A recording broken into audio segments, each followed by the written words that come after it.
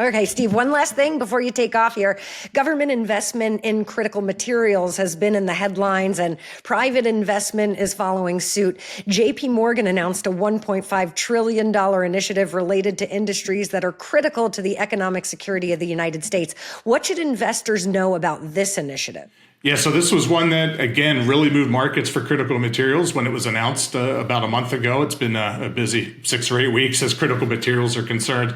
JP Morgan stepped up and said they would finance, facilitate, or invest directly in a number of different industries that are critical to national economic security. Within this, they have 27 areas that they're willing to invest. Specifically, they call it nuclear energy, as well as critical materials mining and processing. So what we've really seen from investors as we start to see these investments come out, this is by far the largest that we've seen from the private sector. It's been many, many years now that we've started to see hyperscalers or those AI data centers really turn to nuclear energy.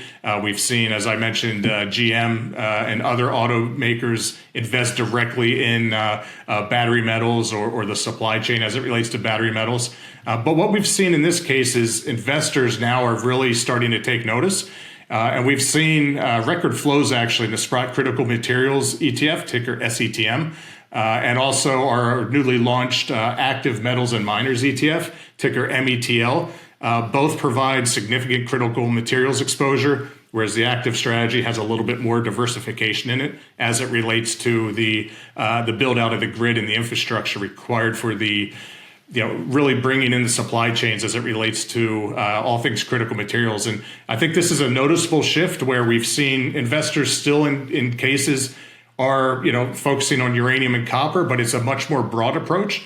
And what we hear from advisors is that they like that approach because they don't necessarily have to pick, any one market that will have winners and losers. And I think the main takeaway that we've seen from all of these announcements is it's not just rare earths, it's not just uranium or just copper where we're seeing investment come in. It really is across the critical materials spectrum.